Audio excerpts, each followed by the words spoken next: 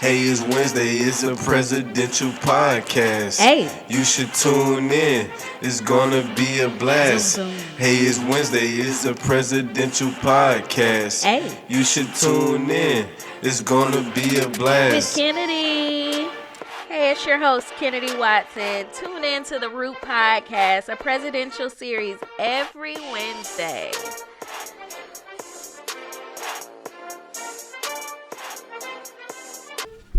Okay, welcome back, everybody, to the presidential podcast, The Root. I'm so excited to be back here. This is our second episode of the season and the semester. So let's just go around and everybody introduce themselves. I am Kennedy Watson, the host. We got @4Casey on all platforms. Yes, and Elliot Earhart on all platforms. My name is Jatori McDowell, Dillard University grad of 2016. Hey everyone, I'm back. It's Bree, artsy girl, at @Bree on Instagram and Twitter. Hi, my name is Traelon Rodgers from Dallas, Texas, and my Instagram name is TraelonTyler. Joshua Williams, Portland, Oregon. Instagram and Twitter @TheJoshID. What's up? My name's Cierra Haynesworth. Everybody calls me Cece. My handle is outspoken with 2 U's and 2 N's on every platform. I'm back as well. I'm Tamera Haynes, and my only on Instagram is HAYY__TAE. Hey, Tay. Hey, Tay. Hello, I'm Truman Campbell. My ad name on Instagram is @4Truth. Okay, cool. So, as you guys know, on this side of the room, we have our guests as far as, like, these are the students here at Dillard University, and over here are our graduates from Dillard University. Tori mentioned that she graduated in 2015 and 16. Okay, but I'm sorry, I'm thinking when I came to Dillard, so that was spring 16, and you were spring 18. Okay. So, you know, we're going to hop into it, but we want them to kind of relax for a second. We're going to talk to you guys. So our first question is, like, what do you imagine life after undergrad? When you graduate, how do you think you're going to feel? Where do you see yourself after undergrad? And then we're going to turn it back to you guys, and you can kind of shed some light, like, oh, it's totally not like that. This is how it really is. So whoever wants to start, yeah. Or you can you can simply pass it. Does anybody have their answer together yet? Go ahead, Bree. Okay, so after Dillard, I see like my life after undergrad being pretty good. I just see myself kind of going into, closing one chapter and going into the next one. So, I see myself in a different environment. I don't see myself in Louisiana anymore because I am from here. I see myself, either in a job or in a grad school opportunity, not as like a pie in the sky type of wishing for those things. Like, those are things I'm actively working on now and making, a way to be able to just kind of step into. So more like not so much shuffle and trying to like rush and do something now because, it's a time for me to do something. It's more kind of like just getting what I've been preparing for. All right. Yeah, so I was gonna ask the question, like, so whenever y'all do graduate, like, do you plan to go back home or go to a school that's not at home? So for me, I plan to move back home because I can't stay here. I love New Orleans. The vibe is great, but I just have to go back home. It's understandable. For me, where do I see myself? I just want to be happy. I don't want to be miserable doing anything that I don't like doing just because, like, I'm making really great money. So I'm still, like, in a space where I'm trying to figure out what I'm trying to do. So, yeah. Mm-hmm. And so where's home for you? Because everybody doesn't know. I am from Riverside, California. If you don't know where that's at, that's like an hour. California. Yeah, it's Riverside, California. It's an hour away from LA. So, yeah. And so we're asking this question simply because we did a poll. We do a poll on what the topic should be. and it seemed the highest result was Life After Dillard, and following it was supporting Black-owned businesses. So we'll talk about that again today. But it just seems to be a steaming topic, and students are eager to know. I'm in undergrad right now. What should I expect? So, you know, that's why we want to hear from you, and they can get a feel so they can give advice on what we can possibly expect type thing. Mm-hmm. Life after Dillard, what I see it as is, you know, while I have an opportunity lined up, it's still something that I'll have to really build my own support system in a new environment. You know, being at Dillard University, you have all your friends, family supporting you, but depending on the opportunity you have, you won't have that moving forward. So it's kind of like, not scary, but it's like more weight on your shoulders, and you kind of have to rebuild the relationships that, you know, you would like to have in order to keep it floating, wake up every day and do your job. If you go to do a job, I don't plan on going to grad school until like maybe 3 or 4 years from now, but I don't know, it just seems like another big step in life. And, you know, you have to be hold yourself accountable for, you know, spending and, you know, things like that, because I don't know about y'all, I can't call my parents and ask them for anything. So I just really have to, you know, budget well and, you know, stay afloat. So, okay, Cece, before you speak, so Traelon, you didn't want to speak, okay. Traelon is a freshman in this room, right? But he's just like this stellar student. Are you even classified as a freshman? Okay, right. So, like, you're in here because you're just really eager, and I feel like you could give something to this conversation as well. But what do you think, or what do you expect? Because me personally, I mean, and this is for everybody, I expect bills after undergrad, and I expect to hustle because I see myself in New York in a couple months. And no matter the salary, I understand I'm going to have to hustle, and I like to stay busy, so I just see things being really busy and me paying bills. That's really what I foresee right now, but that's what I want at the same time. But yeah, go ahead.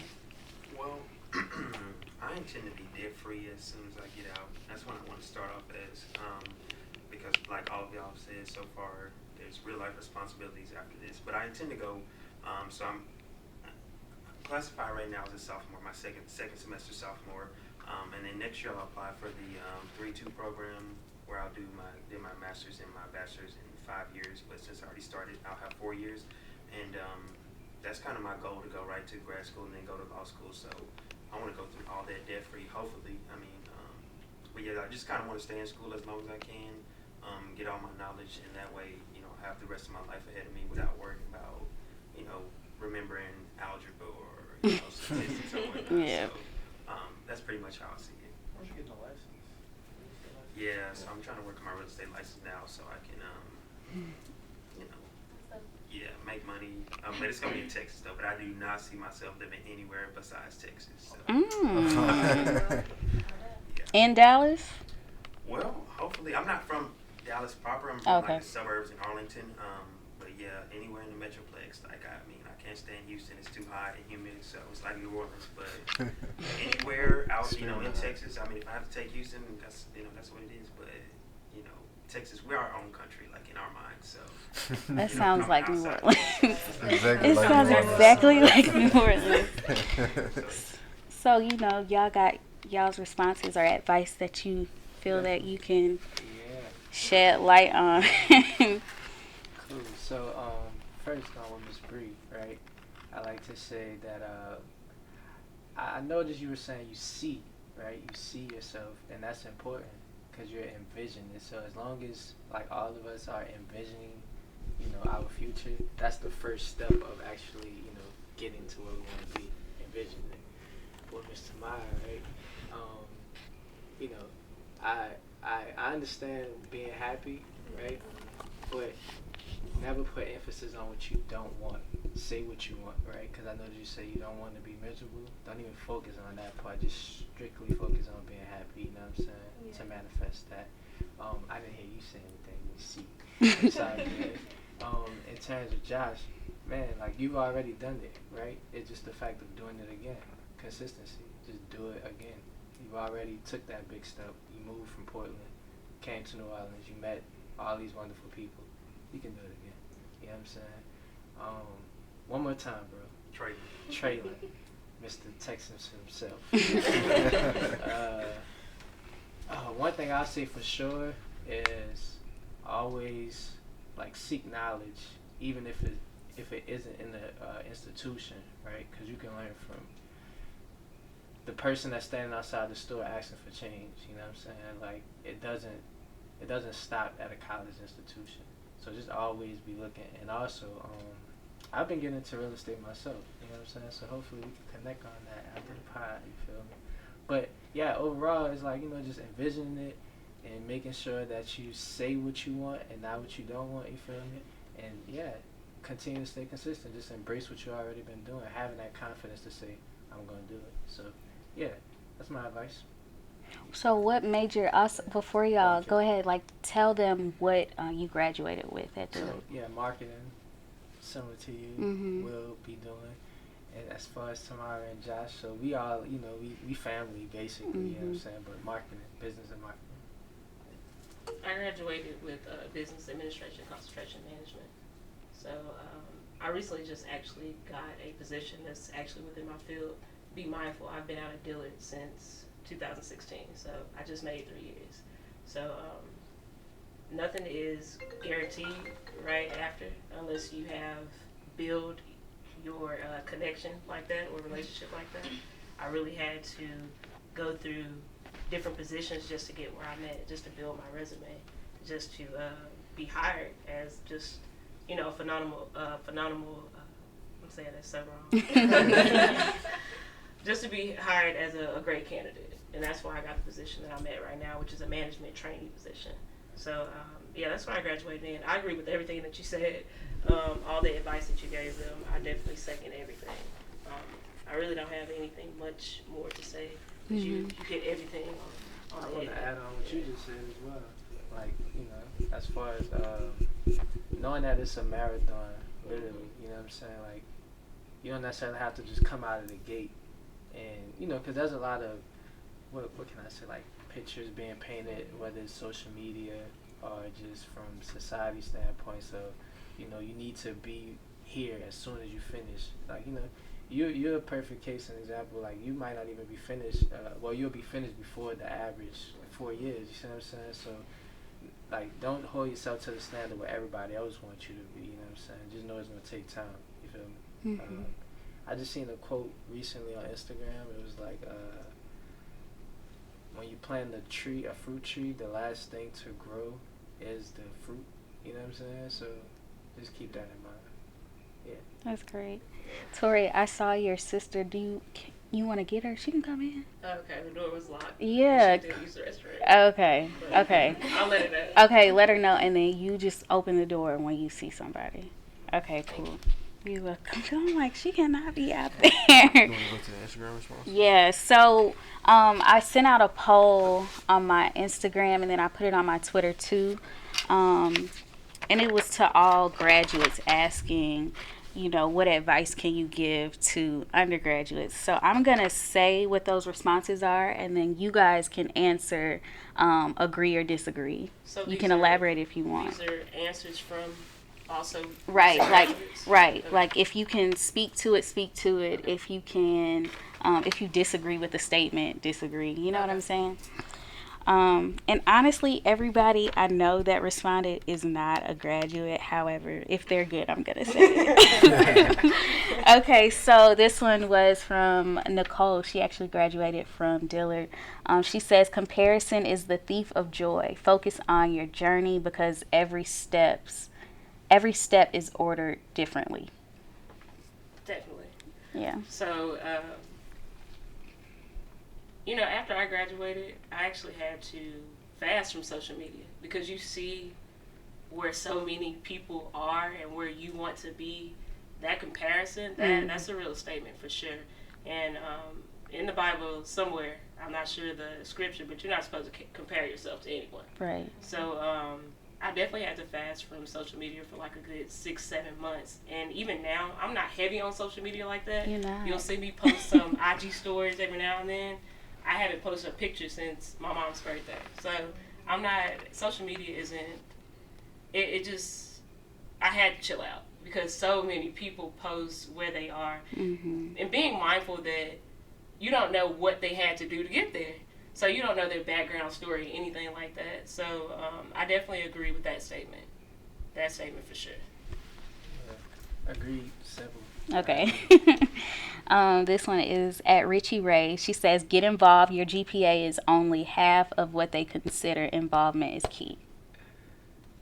Yes, I agree. But I also disagree, right? Mm-hmm. Because I feel like in the real world, similar to how we both speaking about real estate, right? When you go to the bank, they're not gonna ask what's your GPA. You know what I'm saying? They're gonna be asking about your financial statement. You know, like what all your assets are. You know, how well do you manage money, as we were just speaking about, right? Because ultimately, that's gonna be the things once we, you know, looking to start a family and all that, all those different things is what really matters. But of course, in the academic field, your GPA does matter, but it's not everything. You know what I'm saying? It's not everything. So yeah. Can you read her? Mm-hmm. Yes. So at Richie Ray, she says, get involved. Your GPA is only half of what they consider involvement is key. I agree that involvement is important for sure, Mm-hmm. being that I was a prominent student leader. Mm-hmm. But thank you. Senior But, class president. I wouldn't say it's everything. Mm-hmm. I learned that after Dillard. After I graduated, it made me realize that, man, I should have definitely taken more time to do internships, different programs. Student leadership is great, but it's not everything. I don't agree that it's key. Mm-hmm. Maintaining a good GPA and learning what you need to learn throughout your class and your course studies, that's what's really important. Because even now, with my position, and I'll get into what my position is, but business majors, they just went over SWOT analysis in my field. And it's like, damn, I remember, but then again, I don't, because I don't want to out anyone, but You I can. mean, I can. Mm-hmm. I mean, I didn't learn the best from, I think Taku, I had Dr. Taku for business management class, and we learned SWOT analysis in that. I only briefly remember just going over it, but not knowing what it was. But in general, I do believe that student leadership is great to have. You can build from it. You can gain experience from it. But I don't think it's everything. Mm-hmm. Because while I was still trying to be the student leader everybody wanted me to be, I never fully got myself together so I could be good after Dillard. Meaning I didn't do internships, I didn't do programs. I was so worried about being the student leader, making sure Dillard was cool, and not making sure myself was cool. So I disagree, but agree with what that person said. Cool. That hit home. that hit home because I'll say, speaking to the student leadership part, it holds me to a standard that I know I have to keep my grades and my academics a certain level, because I wouldn't be in SGA if my grades weren't a certain way. But to the SWOT part, Josh and I don't know about Josh because he's an overachiever. However, I found out about like all this business terminology from my internships. It wasn't just inside of the classroom. So I can agree to parts of her statement simply because I have learned so much from the internship part. But, the key thing to balancing thing is like getting rid of some stuff as well. All right, so the next one is, her name is at Worth Much. So she says, don't mix priorities with bullshit. Agreed. Cool advice. Okay. All right. So the next one is be open-minded to different opportunities. Apply yourself at all times. I definitely agree on that one. My second position that I received after undergrad, I didn't want to do it. It was more so sales. Mm-hmm. That position was within AT&T corporate retail. I didn't want to sell anymore at all. Before I got there, I was at Apple. Apple sells itself, so it really wasn't a hard up sales position. But I gave AT&T a try because I knew that it could help me grow continuously. And even with my position now that I have, sales was involved. Mm-hmm. So it was the reason that God had to place me in sales for something, so I can prepare for what I'm destined to be. So I definitely agree with that statement for sure. Mm-hmm.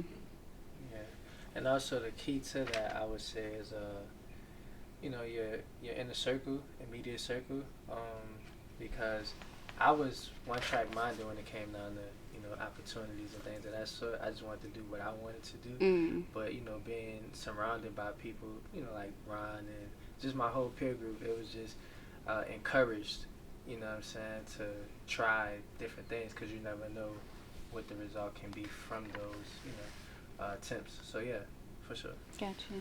Casey, you want to read something?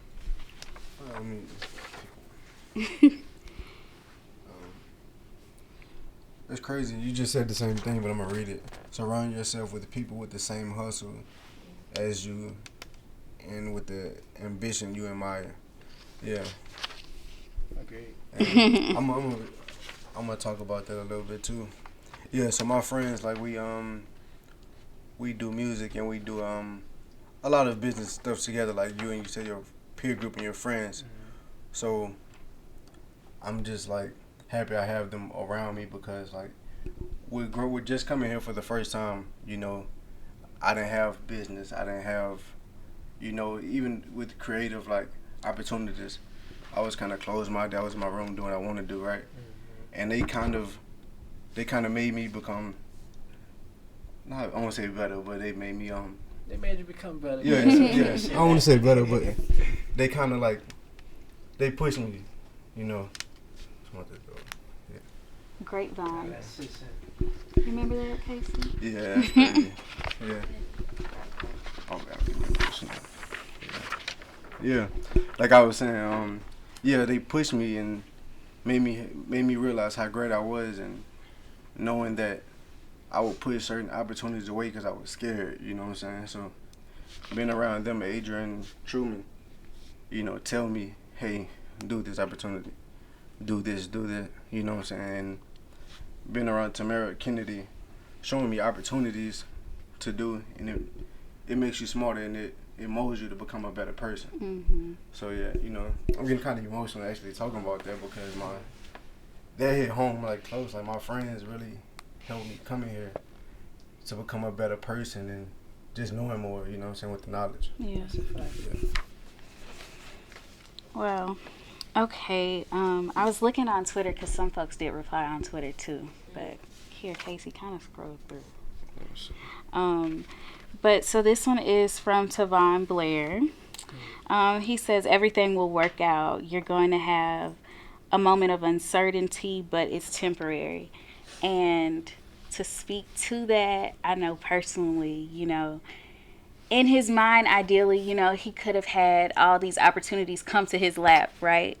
But he was like, he went straight to an internship, and a lot of people have this mindset, oh, I'm going to have this 50K plus job as soon as I graduate undergrad.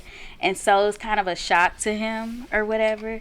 And I think that's with me too, because I'm applying for these different things. And I'm like, Kennedy, you can also apply for internships too. Like, don't set this bar too high. You may need to learn and then apply yourself into, you know, some type of job or whatever. So anyway, he went from internship to a big job. And so sometimes God will take you through the grass before you're actually where you think or where he wants you to be. So yeah, I'm glad he shared that, because he's been a little quiet, but I'm glad he stuck to that. So are you guys where you thought you would be after undergrad? My bad. I laugh because no. No. Honestly, I didn't have any expectations after I graduated. Because again, I was so wrapped up into student leadership. I was just so wrapped up into Dillard. I never took a moment to just be like, damn, Tori, what you gonna do after college? Right. Like, I didn't take a serious moment. I would have never guessed that I would be where I am. I would have never guessed that I would have had 3 positions since graduation. 1, working at Apple. 2, working at AT&T. 3, I'm at Enterprise right now as a management trainee, which is in my field, and I'll be becoming an assistant manager within 2 months. So I'm definitely not, no, this is not where I thought I would be. Honestly, don't know where I would be. That's why I can't say like, no, this is not where I thought I would be. But I'm blessed to be where I am. I'm blessed to have gone through those other two positions just to get to where I am now within my field. You definitely are going to go through some loopholes. You're going to go through a lot of trials, tribulations, a lot of struggles, but that's okay because it helps you build your character. It helps you build strength. It helps you build faith as well. And you're just preparing for who God wants you to be, who God destined you to be. So it's definitely not what I expected, but I'm blessed to be where I am. Seriously, really am. Yeah, and I second that. The way I look at it, everything since graduation of actually enrolling into Dillard has been a plus because my life prior to Dillard was just, I just wouldn't expect to be here, you know what I'm saying? So I'm just appreciative that I'm able to sit right here because I couldn't, you know what I'm saying? I probably wouldn't even be sitting here if I was on the same path that I was on before. So everything is a plus for me. So, yeah. So thank y'all. So this question is, well, not even question, but statement is about loans. And I'm glad somebody said that because, I have student loans. So this is Adrian. Adrian says, always pay very close attention to your loans if you have any. Research the pros and the cons of loan consolidation in preparation for paying them back. So where y'all at? Are y'all over here paying loans? I'm trying to, I'm not. No? Not at the moment. But I definitely have a plan for it. You know what I'm saying? And it all, once again, ties back to real estate. Real estate. So I have a plan. It's just a matter of knowing that it's going to take some time. You know what I'm saying? And but don't be scared of loans either because just the way that the economy works, like the way that currency and all that is backed up, everything is basically debt. Like if we all pull out a dollar bill, it's gonna say debt on it. You know what I'm saying? So it's just a matter of knowing what's considered good debt and what's considered bad debt. So in a sense, student loans is considered bad debt because you can't, declare bankruptcy on it, right? So that's the bad part about it. However, let's say if you're actually paying on it, it can help out your credit score. You know what I'm saying? So it's not totally bad. It's just all about the mindset of how you're going to tackle it, you know what I'm saying? And not let it tackle you, so, yeah. Agreed, for sure. Life after Dillard, I definitely, one of the first things I learned is that money comes and goes. Like, it's not meant to have forever at all. After I graduated, President Obama was still in term. He had the Obama Loan Forgiveness Program, so I signed up for that, and I was able to make payments monthly for a few months. However, you had to continue to have a job just to get, make those payments. So for a little minute, I went without having a job, so I couldn't pay it anymore. So right now, I'm trying to get back on track with paying it, but, your loans are going to be there, bro. It's not going nowhere. Right. Like, if you think back to when President Obama was in office, him and Michelle made a statement saying that they just finished paying off their student loans. Like, that's insane. Like, y'all in the White House 20 some odd years later and y'all just now getting, having that opportunity to pay off your student loans. But it's going to happen. I don't think it's anything that y'all have to stress about, honestly.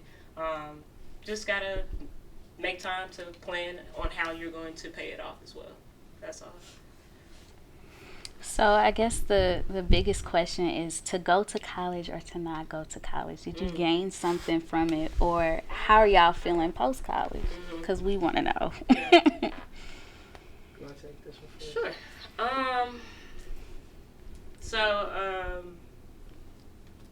With every position I've worked, I have young people coming in and out. I've always promoted college just because of the experience I received. I think college is amazing, honestly. I think college gives you that time to figure out at least a little bit of who you are. It gives you responsibilities because low-key, when you move to the Gardens, you living on your own. You got your own little apartment. Like, I get it, but, it's still a little apartment. That's yours instead of a dorm room, Right. So it gives you responsibility. you have a different outlook on life. If you're one of those students that don't work while you're going to college, you have to learn how to save money or spend money, be smart about that. So, yes and no for college, because once my sister moved to New Orleans from Shreveport with me, my sister, she went to college, but she did not finish, and she is successful as can be. She owns her own business, McDowell's Branding Group, LLC. She's doing great. It's all about experience. She started off on working with Essence Festival just as an intern and not getting paid. She worked with them for years, and then they gave her a management position. So I wouldn't say that you necessarily have to go to college. Really, I think jobs look at your experience, if anything. I think a lot of jobs require you to have a degree, but I think also some don't care if you have a degree at all whatsoever. If you have that experience, if you have the background, then hey, why not give you a shot? So I'm kind of 50-50. Yeah, go to college to gain certain experiences. Kind of don't need it because you can definitely go get a trade. I have a friend of a friend, a dental assistant. They did a trade instead. They're making $50 a year. So you know, you gotta pick and choose. You know, I think it also depends on who you know as well. The only reason I went to college, honestly, is because I didn't want to stay in Shreveport. I'm from Shreveport, Louisiana, by the way. I didn't want to stay in Shreveport. What am I going to do in Shreveport? You know, so it's just like, well, the next step is let's just go to college. And I became the first generation grad in my family. So I say college is an experience of its own, but I don't think you necessarily just have to have it. Not necessarily.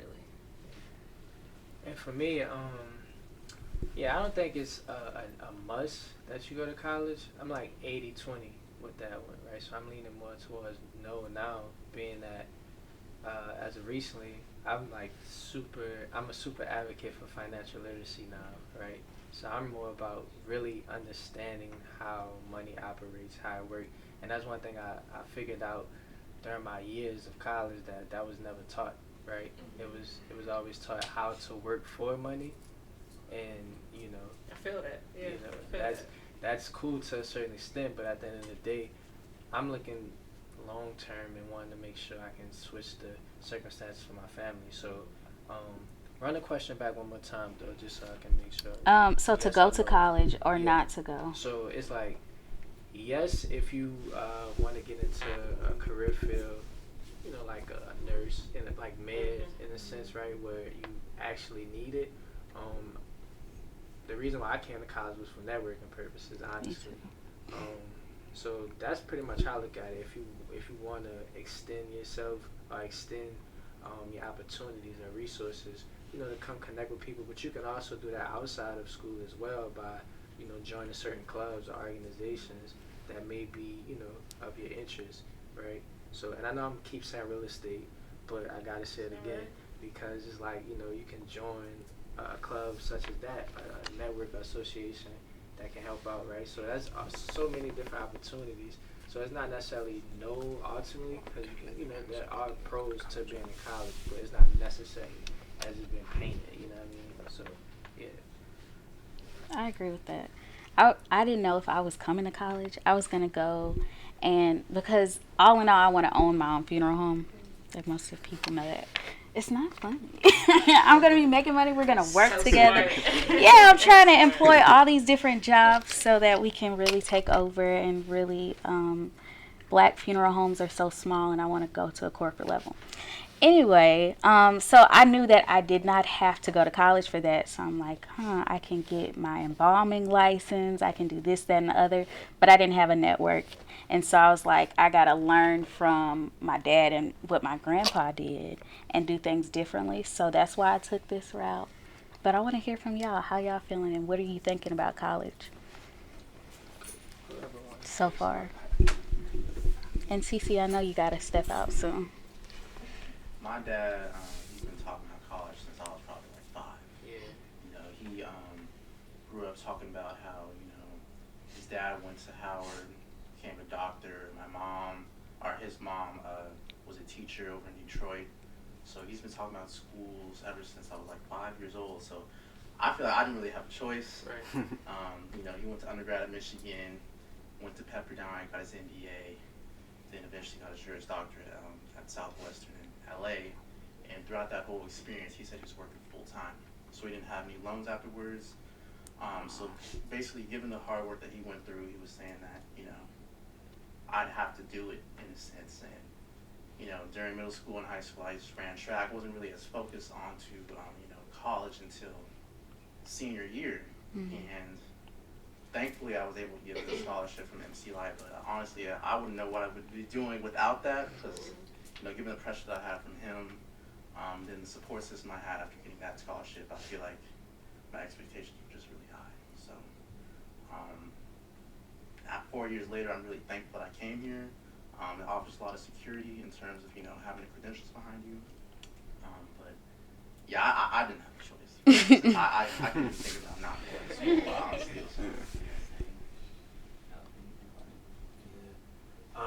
I didn't have a choice either. My mom told me if I didn't go to school, I was gonna be out on the street.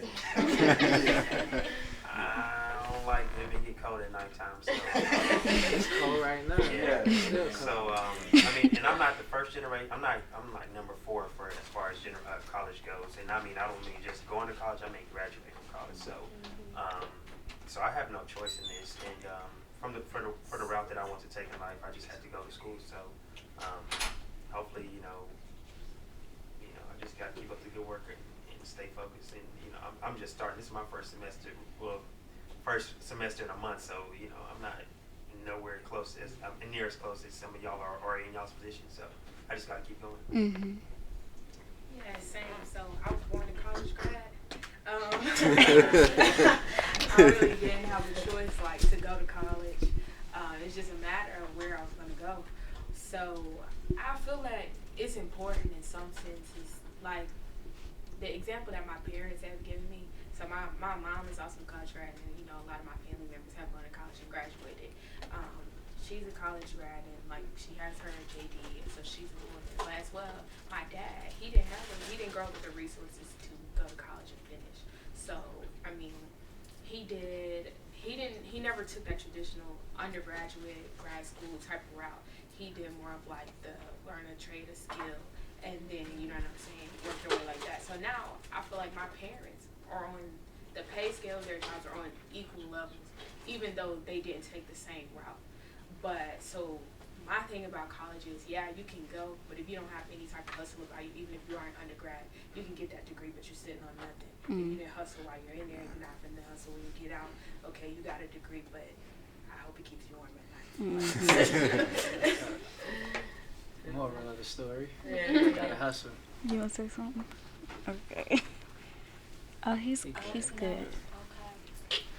Oh, is it my turn? Yeah. Okay, well, so I wasn't necessarily forced to go to college. However, you know, my mom was just encouraging me because she didn't get to finish. And then, like Bree said, you said your dad was in a trade. My dad also was in a trade, and he worked for Boeing for like years. So we were pretty good, you know. He didn't go to college, and he was making a lot of money at the time. So my ideal, you know, perspective on college was I was gonna go to Howard. I was gonna be the top designer. None of that happened. Do I feel like this experience, it was worth it. It was worth it in the end. But I also feel like I could have did something else and would have been perfectly fine. Like I would have been doing what I really wanted to do. So yeah. But you are going to be the top designer. I am going to be the top. I was about to say. I'm saying, like, Howard just gave me like that status, you know? Like I felt like if I went to Howard, I don't know, I was just going to be like, you know, like there's certain schools give you that status. So like someone who went to Harvard, we're talking about degrees, and we're talking about experience. Like I feel like people are going to look at their degree and be like, oh, they went to Harvard, so they know a lot. Like, you know, whereas I went to Dillard, so I have to have, I mean, okay, I don't mean to put it like that. I went to Dillard, so I have to like back it up with that's okay. You know, Yeah, it's okay. so a lot of people don't know that Dillard is the first HBCU of Louisiana. Exactly. They don't know that. They So don't know. it's, you know, you got to make it work. But still, regardless. you just have to work 10 times harder. Yeah, that's it. That's it. It's okay. So yeah. Casey, what you? Casey, how you feeling over here? I was saying like, if I could take it back, I probably wouldn't go just because I do music, and I would just probably stay in my city and network, come down to other cities and just perform and network. School is just like, I kind of learned the business part of it because I was in music business, but if I could, I would just stay home and network with different people. I don't think school is like really necessary to be a rapper. Yeah. So yeah. And I feel like for some fields that's very true. Like, do I really need to go to school to learn business? There's so many people who have started from the bottom and they've just learned from experiences and they've become multimillionaires. So I just feel like if we're surrounding ourselves with certain type of people, you know, you'll eventually get to their level. For sure. So yeah. That's what I feel like. That's what I feel like school has given me, like thus far. That's what I feel like school has given me because, like I said, you know, hustle is key. But when you're in school, it gives you more opportunities to kind of learn the ins and outs, so you don't have to make some of those pitfalls that some people have to learn to get to the top. So you can kind of learn. It's kind of like, it's like people that play sports. You know what I'm saying? You can have a natural knack for it. You can be good at it on your own, and you can still go to the NBA. But if you're good at it and somebody invests in you to like train and work on your skills and work on your downfalls first, you can go to the NBA and have to work a lot less hard. You can get a lot less sprained ankles because you can't do this or you can't do this. You know, you can just work your way to the top on a more smooth plane if you know the rules of the game first.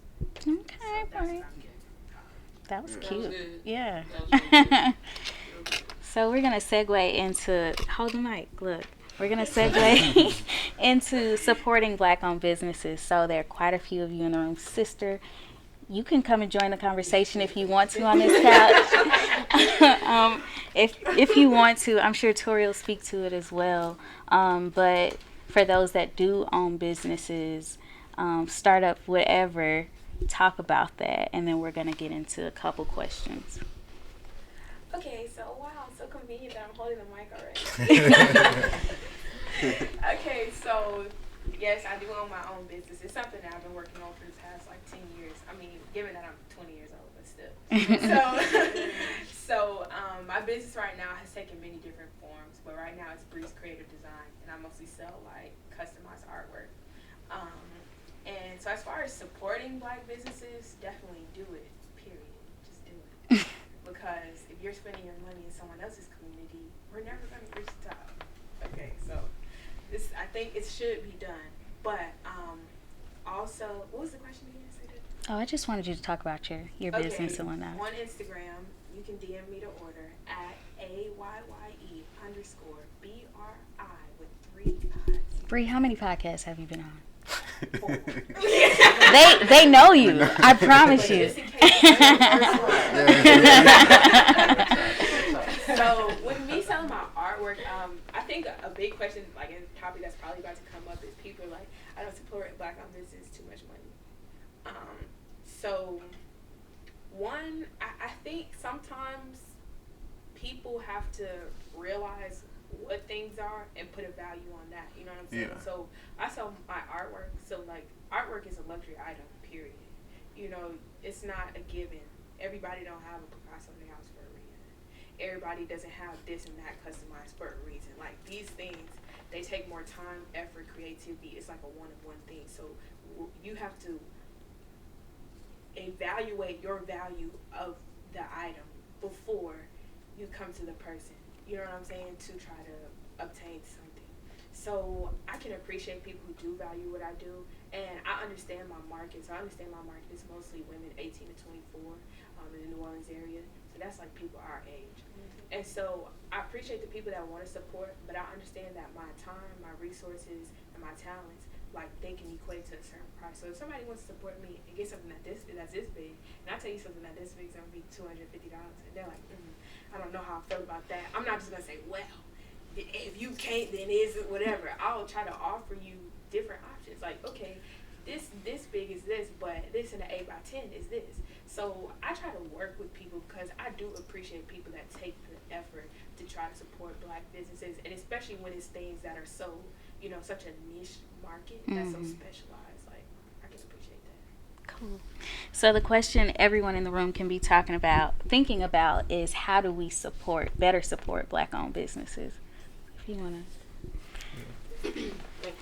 So even as far as support go, promoting one another, it's just like last night I promote my classmate, also my friend Amber Fontaine. She's throwing a HBCU party. Just post it, bro. Like, that's because honestly, I will support if I have the money, but sometimes you don't have the money to do so. So I mean, you have to support in different ways. So that's just one way. Boom. That's just one way. Just to repost. Social media is heavy. It's a big thing now. It's not going anywhere either. It's not dying down. Social media is always going to be around. So supporting by just a simple repost or promoting that person on your page, whether that's your IG story, Twitter, Facebook, whatever. That's just one way to do it. But definitely it's necessary to support one another. I remember I had to, even though I'm not heavy on social media, I remember making a statement on my IG story, and a few people DM'd me and said they wanted to see my face more. And it's like, well, I want y'all to keep that same energy. Go ahead and go follow my my business pages, please. Yeah. And support like that. I appreciate you wanting to see my face more in 2019, but I would appreciate if I could see your support more in 2019. Yeah. So it's definitely needed, and like I said, social media is just another way to do so, for sure. You want to speak to your business a little bit so folks have some background? Sure, for sure. Well, McDowell's Branding Group, LLC, that was created by my older sister, Jaleesa McDowell, and I'm going to hand her the mic soon, and she's going to talk. And she'll speak on the business more, because that's her baby. I don't want to get that misconstrued at all. I help my sister out because that is my sister, number one. And number two is because I support her in anything she wants to do, and that's vice versa on her end. Something I recently started back in 2017, which is always something that I wanted to do while I was at Dillard. I was never pushed to do so, nor supported, or I didn't have enough confidence either. Lifted Vibes Apparel, which is a t-shirt line, also a lifestyle. Something I'm still working towards as well. So, yeah, it's something I'm working towards as well. It takes money to make money, and that's where I'm at with my apparel line right now. I'm going to pass the mic to my sister so she can speak a little more on McDowell's Branding Group. You don't necessarily have to point the camera to her. I'm just kind of, pass the mic. That's all. Yeah, I know it's so unexpected, girl, but you're such the entrepreneur. Yep. Well, I appreciate you guys.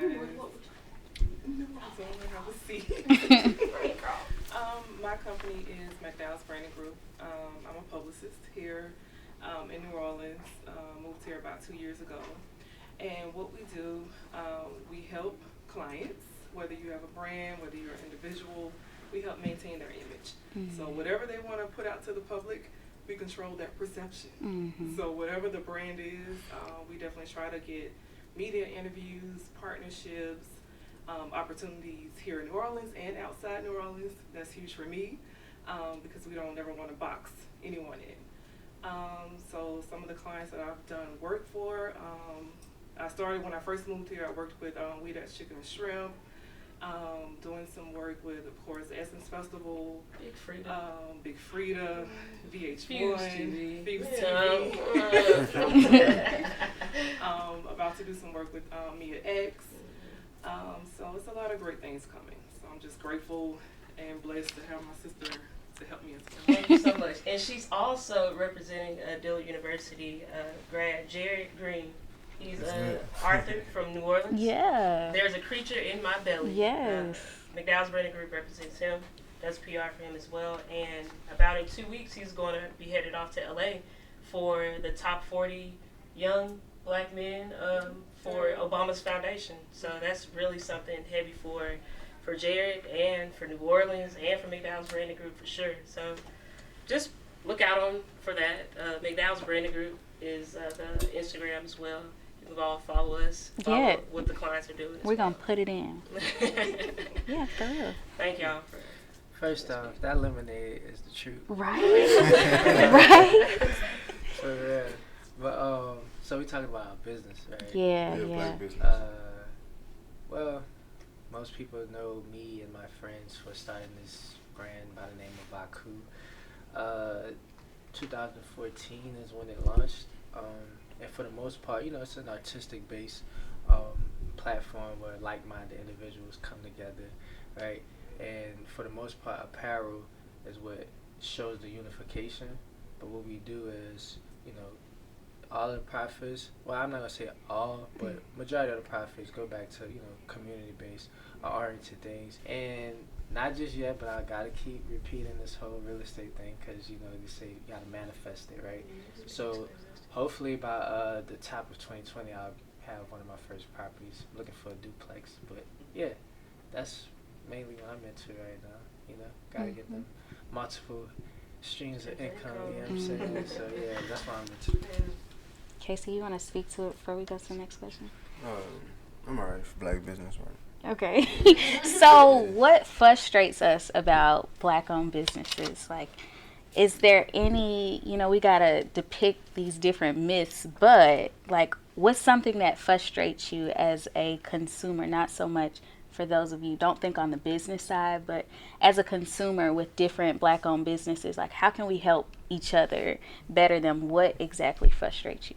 Yeah, I'm gonna kind of jump in. Okay. Yeah, so like on Twitter, like if I see something dope and it's by black people, I want to like buy into it. But like sometimes, like when Bree was talking about the price point, it's like certain things, like just by me trying to have a business and knowing certain things, I see certain T-shirts and it's like $300, like $100, and I know it's just a Gildan shirt with a print on. Like I don't want to pay $150 for a shirt that's like was $20 to make. Like that profit is outrageous, you know what I'm saying? Like I do want to support it, but if it can be like at a cheaper price point, of course I get it. Then I can refer other people to it. But I know most black people don't have $150 just to spare to buy a T-shirt. Like, it's kind of outrageous. Buy a T-shirt, yes. Okay. Yeah. No, because I was starting. I'm gonna say what frustrates me about some businesses. I'm gonna say what frustrates me is kind of like two things: the crabs in a barrel thing. Like that whole thing where I'm not going to support this person because of some small issue or something just crazy, because you don't want to see them come up. But at the same time, I feel like people are they get kind of limited on their options of what they are going to make into a business. So it's like, okay, somebody does eyelashes. She do eyelashes, she do eyelashes, she do eyelashes. So it's hard to throw support behind the black girl that does eyelashes because 800 black girls do eyelashes. So, I mean, that's cool. But if you do eyelashes and, you could do nails too, you know what I'm saying? It's like you got to put a spin on it or you got to diversify so that we can have, if we can all get behind one person for this thing, it's not saying other people don't do it. But I'm saying if we can build that one person that specializes in this and one person that specializes in that, instead of spreading ourselves too thin, you know what I'm saying? So, or this guy that sells T-shirts. This guy sells T-shirts, and that guy sells a T-shirt that looks exactly kind of like that T-shirt. So it's hard to say you want to support both of them because I don't feel like you're getting a product differentiation. So now the black businesses are feuding because this person, that person does the same thing, and people don't want to support because it's the same price point. You're locking yourself into a price point because there's so many other people doing what you're doing. Like it doesn't. I know black people can be so much more creative than some of the things that I'm seeing, and then also with professionalism. sometimes that's just not. Bingo. I'll much rather spend my money with a black person than anyone else. But it's like, if you have a restaurant and your grandma, your little cousin, your mama, your sister, your brother, they all work there, and they don't treat people the same as, you know what I'm saying? It's like, you can see the discord in these people that maybe your family are friends, but they're also your employees. Like, you need to be professional in front of people that you are trying to sell to. Yeah. So it's like, if you have a restaurant, your mama the cook, she can't be cursing you out in front of the restaurant, and you own it. Like, that's not okay. It's like, I get it, that's your family business, but put that to the side, because if I want to support this, I can say, okay, that's black people sometimes. That's sometimes people's family situation. But it makes it hard for people to get behind that and want to push this to other people. It makes it hard for people to bring that to their job and say, these people have some really good food. We should have a corporate event here, because when you go there, the professionalism is not there. Mm. So, Kwame Kilpatrick, who's the mayor of Detroit, said he got arrested for like bribery and kickbacks, and he said his talent got him places that his character couldn't keep him. And so, like, you know, it goes to professionalism. I just get frustrated because some of these people, I mean, some people can, like Bree said, they're artists, they're great artists, but their character can't keep them in those places. I mean, you know, there are, I don't mean to, you know, be that guy, but there are some white people who, you know, are not going to support somebody who's just, you know, out there, you know, as much as we don't want to face that reality, but some people are just, you know, I don't want to say ratchet or whatever, but I mean, you know, if you have that talent, there's that undeniable level of talent, and, you know, nobody can take that away from you. But there's your character at some point comes into play. How do you actually market yourself? Do you go around when you're, you know, like she said, in the restaurant, you know, the food might be great, but every time I come in here, I don't want to, you know, have to seat myself or, you know, wait for somebody 30 minutes just to come sit me down, and then when I get sat down, I have to wait 30 more minutes for somebody to come ask me what I want to drink, you know. And so sometimes, and this isn't only happening in black businesses, but, you know, just the same as if it was a white business or, you know, any other race, I would get up, you know, and leave. But, you know, sometimes we go the extra mile just to support black businesses because it's a black business and we're black. But, you know, I just don't think that professionalism is a hard issue that I always face with black people. It's never a lack of talent, because I just think some of us are just naturally talented, and it's, you know, that's something that can't be taken away from us, and it's and it comes from, you know, our history, you know, the African diaspora, but you know, we have to understand where we've come from and how we got to those places. We're warriors and fighters, and we've, you know, overcome these things, and so professionalism is just something we also have to overcome. But the question is, how do we make it culturally acceptable to be professional? I don't know if that's something that we accept as a culture, that we think it's okay to be professional, because oftentimes when when you say someone's professional, they say you're acting white, as though white people have a monopoly on being professional. Mm-hmm. And we just got to get rid of that, you know, that white people have a monopoly on being professional, because that's not the case. And so Arsenio Hall also once said that they've always let us entertain them. White America has always allowed us to entertain them. We've seen the first MLB player or the first basketball player. I mean, these happened 40, 50, 60 years ago, but we're still getting, you know, first black PhDs in, you know, neuroscience, and that's because we've always been allowed to dribble the ball just for their sake, so that they can watch, instead of actually allowing us to own the basketball court for us to play it.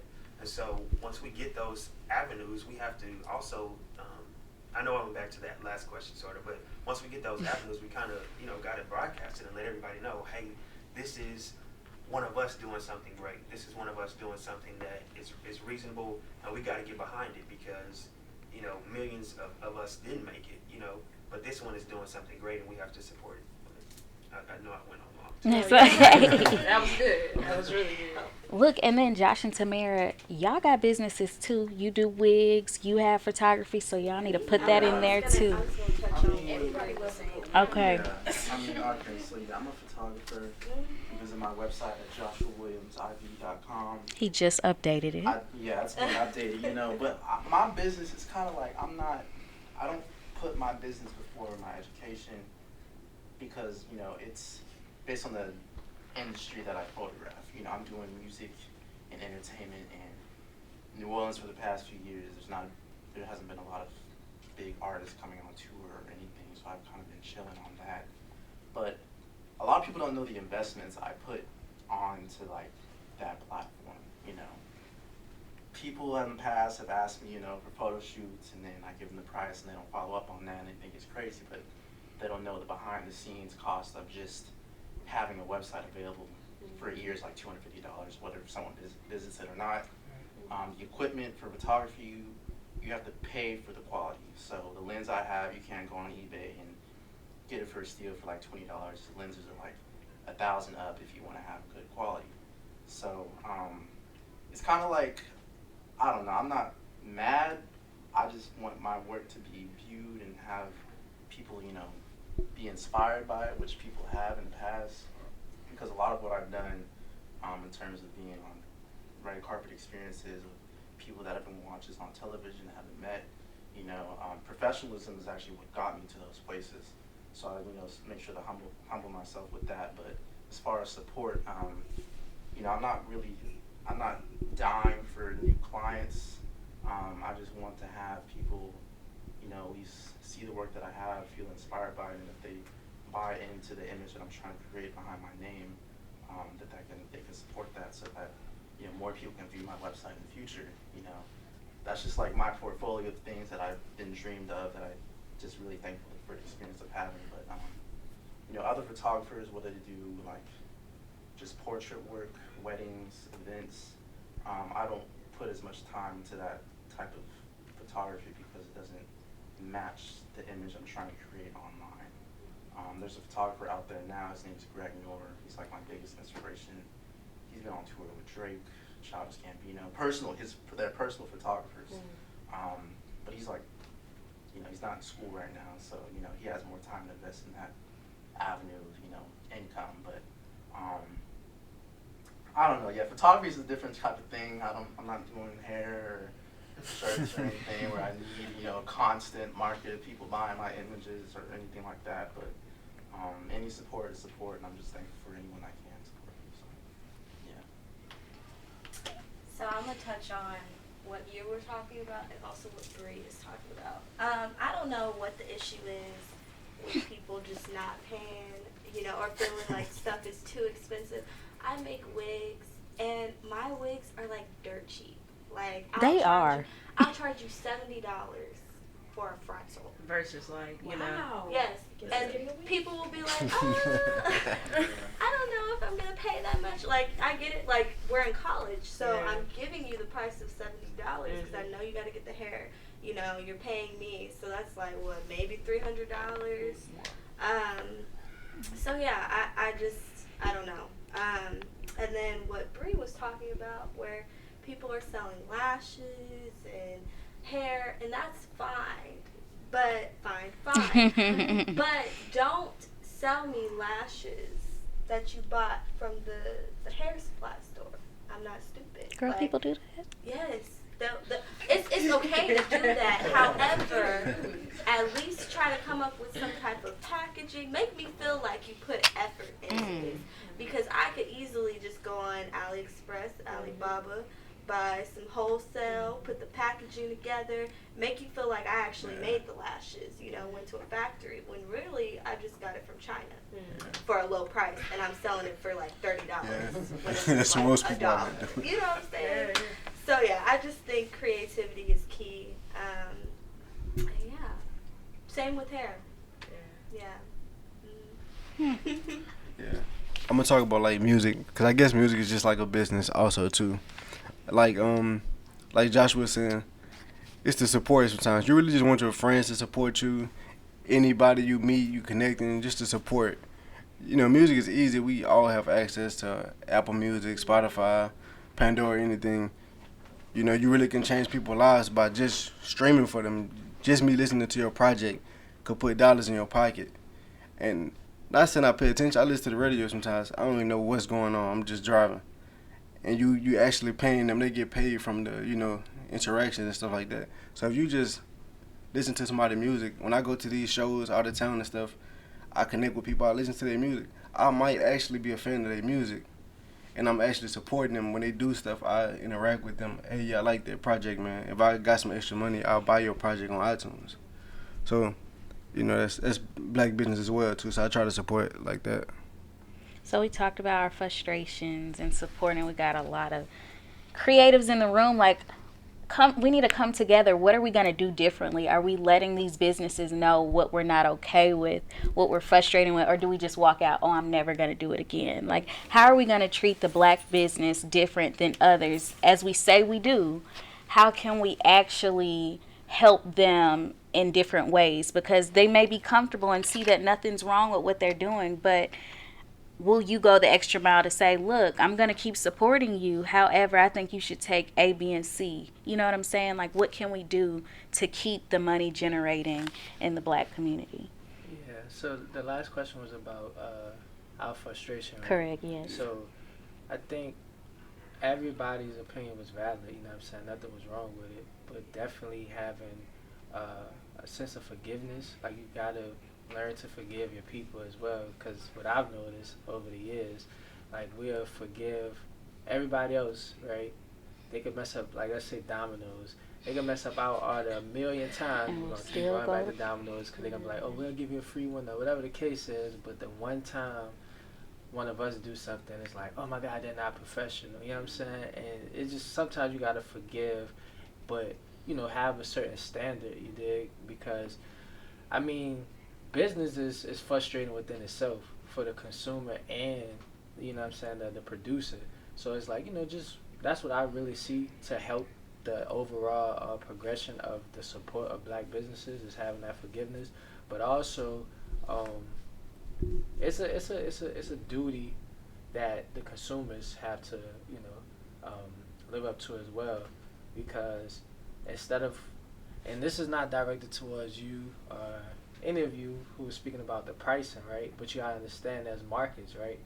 So certain businesses may have a price point. Let's say like a Lonzo Ball, LeVar Ball. Yep. I remember during that time period when he dropped his, was anticipating dropping his shoes or whatever. He's like 500. Oh yeah. And you know, yeah, he may have got his, you know, his manufacturing cost may have been $7 per shoe, whatever the case is, but never knock someone hustle for making their profit. Like, if someone has the money to afford it, then let them purchase that. You know what I'm saying? Let them purchase that product. It may not be for you. So that's why there are other options that you can go to. You know, it's just a matter of, as a consumer, being confident, you know, in yourself, instead of saying like, okay, I can't buy the 500. They're doing too much. But they may have someone selling shoes for $25, $50, but you may not want to purchase it because the you know, society views on me, but oh man, you know, you don't have the drip or the swag or whatever the case is. Like, as a consumer, you just gotta, you know, go what you can afford. You know what I'm saying? And that's what I think is important, that as a consumer we have to just be real with ourselves and forgive at times as well. You know what I'm saying? But it's definitely it's a journey overall for both parties. It's like a relationship. It is a relationship. Just understanding what your consumers want, what your market want, and then the market has to, like, let the people know, let the business owners know, hey, like, we standing firm on what we want. And if you're not, because not everyone is